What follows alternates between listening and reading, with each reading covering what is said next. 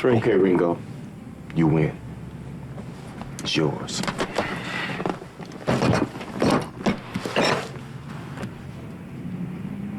Open it.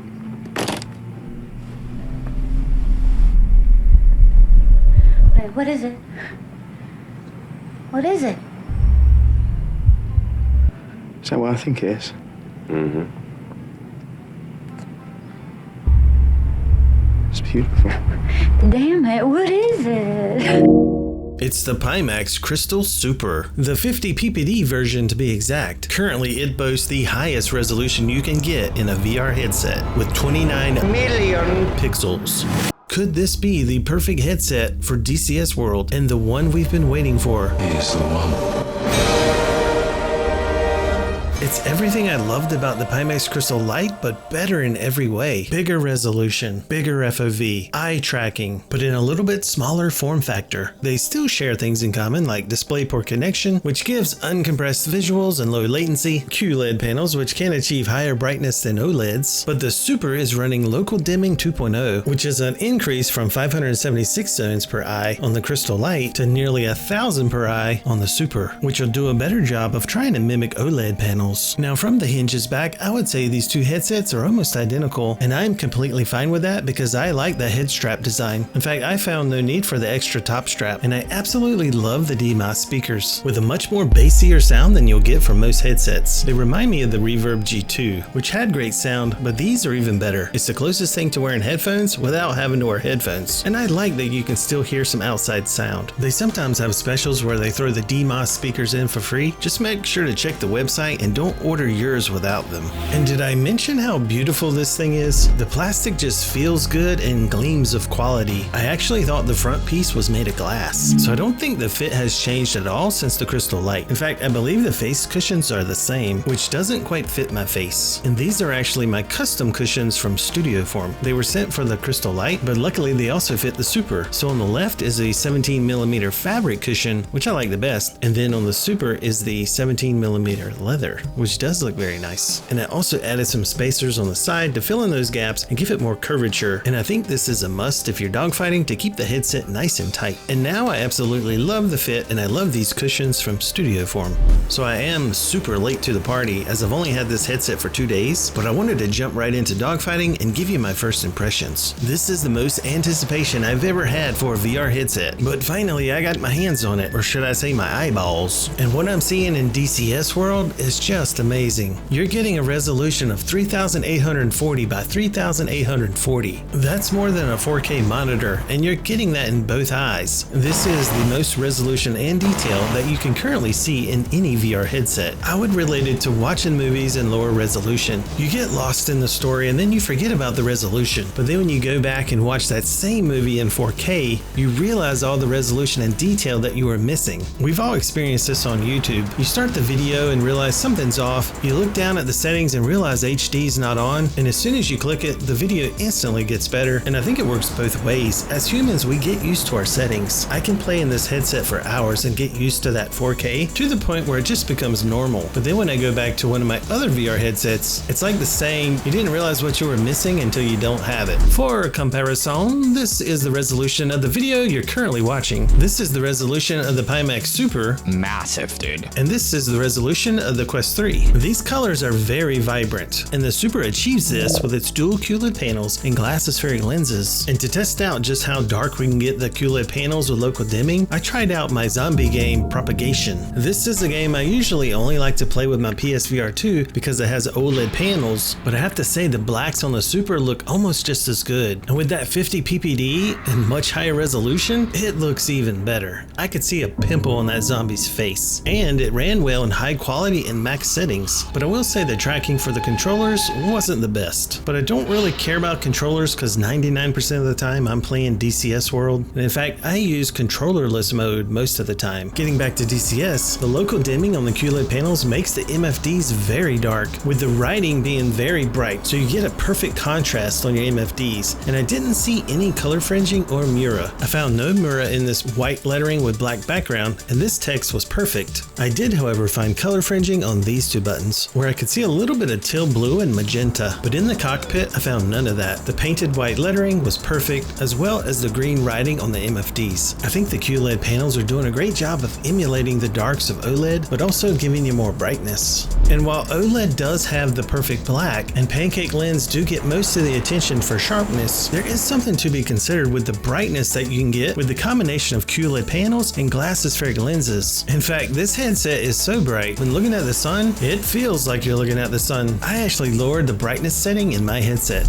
My first impression looking through the lens was that the clarity and sharpness was fantastic. In fact, I was having a difficult time finding where the sweet spot ended because you're getting more FOV and such higher resolution. And while the pancake lens of the Quest 3 do set the highest bar for sharpness across the entire lens, these are getting very close to that. The sweet spot feels to be even bigger than the Crystal Light, which could be due to all that resolution. I will say if your eyes are used to the flatness of the pancake lens, you may notice the curvature of the aspheric lens. But I dare say you're not going to get a better picture in a VR headset that's this bright. Now let's test out my favorite thing, the FOV, and we can try the built-in microphone as well. This is the microphone of the Pimax Super. Testing 1 2 3. Testing 1 2 3. In my opinion, this is a much improved sound over the Pimax Crystal Light. And before we get started, take into account that FOV may vary from person to person depending on your IPD and how far your eyes are from the lens. Oh wow. Yeah, right there. Wow, they weren't kidding. I got 124. They were not kidding. I got 124. All right, let's try to make sure we're nice and straight when we go in here. This is the one I always mess up. So this one has always been like this for me. I can always see the one on the bottom more than I can the top. Oh wow. I think it's 100. For me, I think that's 100. Wow, that is very good. That's very nice. That is very nice. And I can see this. I could see this in the game, but I didn't realize it was that big. That's what she said. If you remember my results from my other headsets, this is a lot bigger. On my other headsets, I didn't even get into 100 on the vertical, and all of the horizontals were around 100, so I'm getting almost 24 degrees more in the horizontal. Of course, except for that 8KX, which is massive, but the lens don't even come close in clarity, and in fact, the Super still beats it in the vertical. So just for fun, let's try the experimental large lab mode and see how far we can push the FOV. Alright, I can already feel the strain on my eyes, but we'll see how it plays out. So I'm not exactly sure how it does this. I believe it pushes the panels further apart, sacrificing some of your binocular overlap. And speaking of binocular overlap, I read online that it's 105, and as I don't know how to test for this, I can only go by feeling, and we all know that feelings are not accurate. And while it doesn't feel like it's 105, it feels okay. So I got about 134, but it doesn't feel good on the eyes. I would not recommend doing this. Makes your eyes hurt. So let's stick with normal mode because 124 is pretty darn good FOV. And speaking of FOV, this is a live recording to show you just how good the FOV is. So look at all that space on the left. And that's just a recording from the left eye. That's quite big. And that was a missile that almost hit me. I saw it coming and tried to use that building as defense. So I'm recording this with OBS and 1440p. So I'm sure for you the other aircraft looks tiny and only a few pixels wide. But I have to tell you, for me in the Pimax Super, he's huge. I can see the full outline of the aircraft, and I'm getting a solid 90 frames on this map due to quad views. And this is a pretty high demanding map. And because of the eye tracking, which I honestly fell in love with, it looks amazing. Everywhere I look, the quad views moves with my eyes. So on these high demanding maps, I can get aggressive with the quad views and move it down to say balanced. And because the eye tracking works so well, I can only see high resolution everywhere I look. I thought the fixed foveated rendering on the Pimax Crystal Light was good, but when you get this and everywhere you look is high resolution, it's just the next level.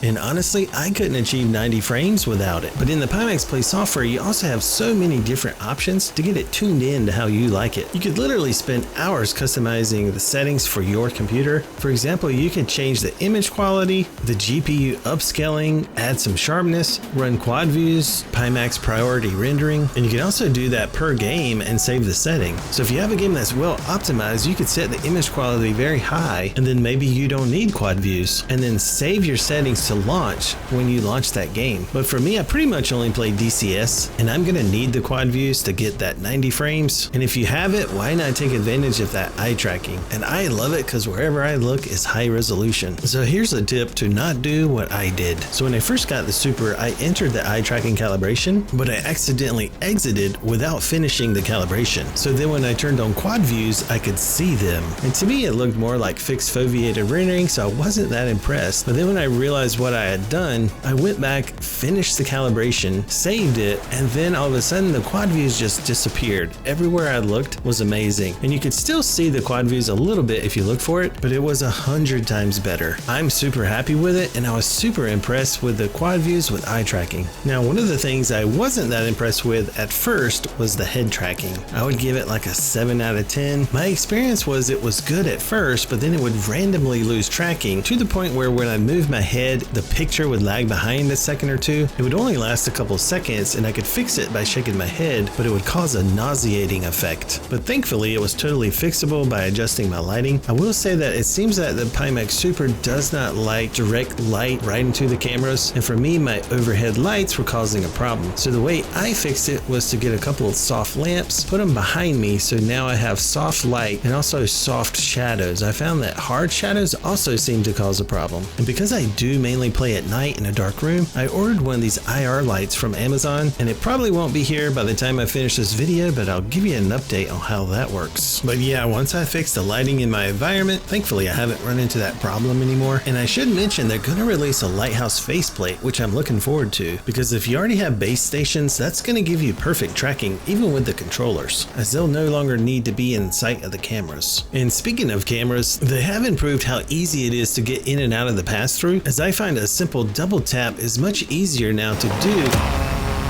compared to the Pimax Crystal Light. And I do find myself using the pass-through quite more than I thought I would, especially to get a sip of my drink. And as I do think the Super is #1 in premium VR headsets, I do wish they'd also have been #1 with a pass-through. And unfortunately, they're still using the black and white cameras, but I do understand that as they're more focused on the simulation market. And who is the perfect market for this headset? For the player that must have the 5090 and the best of the best. I am joking somewhat, and while this headset is not the best in value category, I think it's the best in high-end VR headset category. And look, there's other VR headsets competing in this same category. They have less resolution and FOV and still cost more. And while the Big Screen Beyond 2 is probably the biggest competition, by the time you get the base stations, the controllers, and the add-ons, it's looking near the same price, if not more. And the Megadex is even more expensive, and it doesn't come with controllers or base stations, which you're gonna need. And with its tiny FOV, I wouldn't even consider it for DCS dogfighting. At least Pimax has got one of the best payment plans if you're poor like me. Oh, and if you click my links below, you can get even more discount by using my code RELOAD. And you can try the headset for 14 days, and if you don't like it, you can return it and get your full money back, so it's no risk. You also need to pick which version to get, as my choice would be between the 50 ppd version or the ultra wide, as the 57 ppd version will lose some FOV, and I think 50 ppd is more than enough, but that's just my opinion. So is this the perfect headset for DCS World? Well, nothing's perfect, but if I had a wish list for the perfect headset, this headset checks off more of those items than any other headset. Massive resolution, display port connection, good binocular overlap, eye tracking, and while I do prefer OLED panels with pancake lens, I'll take the QLEDs with glass spheric lens if it's going to give me larger FOV, and you're still getting fantastic clarity and sharpness. And my #1 reason for choosing this headset, especially for dogfighting, is one word: FOV. That's 3 words. That's 3 words. So these have been my opinions while dogfighting over the last few days, but so far with the Pimax Super, I am very happy. We happy? Vincent! We happy? Yeah, we happy.